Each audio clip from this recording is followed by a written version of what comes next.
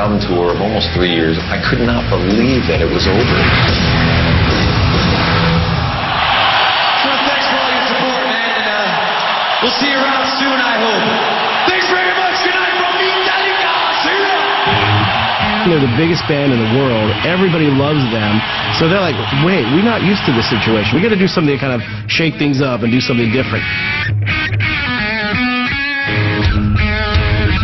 Load came out in 1996, and it was a risk both in the way they looked and the way they sounded. Just like the curse, just like the stray. The people that expected Black Album 2 were shocked, disappointed, and distraught. It was the new Metallica. Sort of like we have short hair now, and we kind of dress like we work at funeral homes. And we drink martinis, but now we play songs that are kind of bluesy. I kind of wish I was like really close friends hanging out, like, dude, love everything, but listen, you don't need the eyeliner. You know, we got arrested by the heavy metal police. Pull over, you know, you're not metal anymore, look at you. It seemed to really affect people, and I really don't know why. At that time, that felt right. Nobody's going to sit down and tell me what Metallica's about or how it's supposed to be. We were in the studio working on a track for Mission Impossible 2, and all of a sudden we found out that it was available on Napster. We got online and checked it out and started to see the volume of songs that were being traded and started to realize that this is something that's beyond our control. We controlled Metallica. So it was these let's go after them. Hi, I'm Kurt Loder with MTV News. Napster, the controversial music swapping website, got a very special delivery on Wednesday when Metallica drummer Lars Ulrich showed up at the company's headquarters in San Mateo, California. On April 14th, Metallica filed a lawsuit against Napster for basically encouraging people to steal and trade our music. Suing Napster from a publicity standpoint was probably the biggest misstep in Metallica's career. I think it's about the most unhip thing that I've ever seen a big rock star do. How much money does Metallica already have? Do they really need more money? I used to like Metallica a lot, but the fact that they're doing this, I'm really upset about it. All of a sudden, we were just like anti-music fan because we were anti-Napster. You know, we were the bad guys. We were these greedy rock stars. People branded us that. Lars, for all the flack he took in the beginning, he was right. Sure enough, it has become a big problem. But at the time, they certainly were public enemy number one. It was just one more thing that was kind of looking bad for Metallica at the time. By the summer of 2000, there was a lot of tension within the band between the three guys and Jason. Calm down. I'm trying to. Are you stressed out? Just a little bit. It kind of felt like it built up over the last 14 years. Really, ever since he came in the band, he was always battling for position. There was some stuff that wasn't dealt with when Cliff passed away that made Jason definitely the outsider. Jason wasn't getting a lot of his music in Metallica, and so he wanted to do side projects. Echo Brain was actually one of the projects that I had ongoing, and we started getting kind of serious, and we started playing more and more together. James saw it as a betrayal. He just freaked out. Man, that was such a sore subject, and, you know, I dragged Lars into it saying, hey, we can't let Jason go off and do this stuff. Echo Brain's music was so different than Metallica's music. I couldn't fathom how it would change the fan base of Metallica in any negative way. We were on separate pages, I mean, completely separate ideas on what was going on.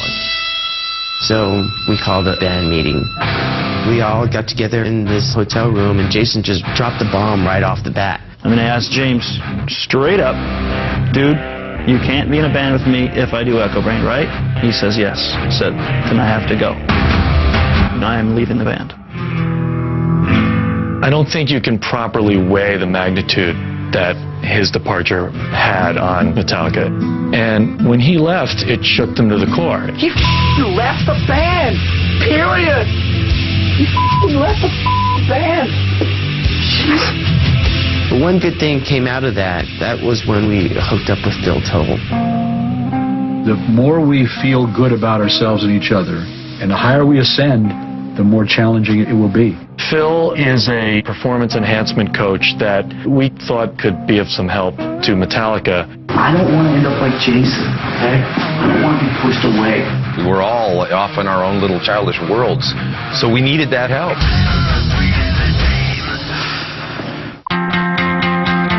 We're here, and the camera's here, and my friend the Boom is here. You want to play this? Yeah.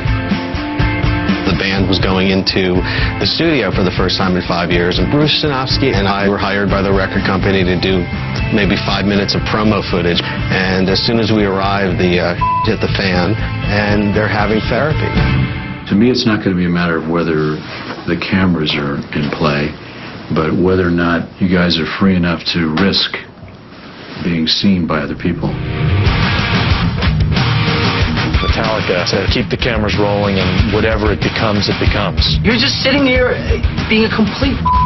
I was straight up with you, and I told you I'm in a mood, and what have you been doing? Picking at me all night. Well, these guys had all this buried tension that they hadn't talked about for 20 years, and they just started boiling over. All we want to do is pick a fight, and I don't want to pick a fight. Come on, guys, we got better things to do. Yeah, I do. I do.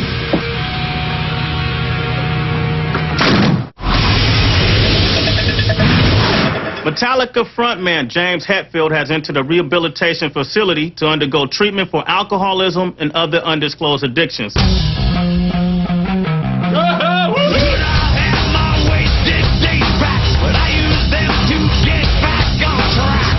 My behavior on the road showed up at home, and my wife put an end to it. She said, "You're not a good influence on our children, and you're certainly not the person I'd like to be around." And she threw me out of the house. There was no other choice than to check in somewhere.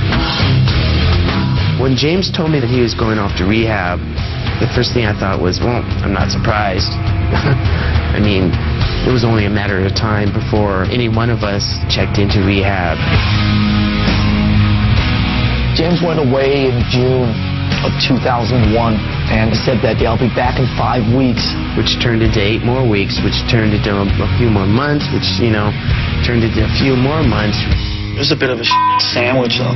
What is it? The unraveling of a band? And then there were 2?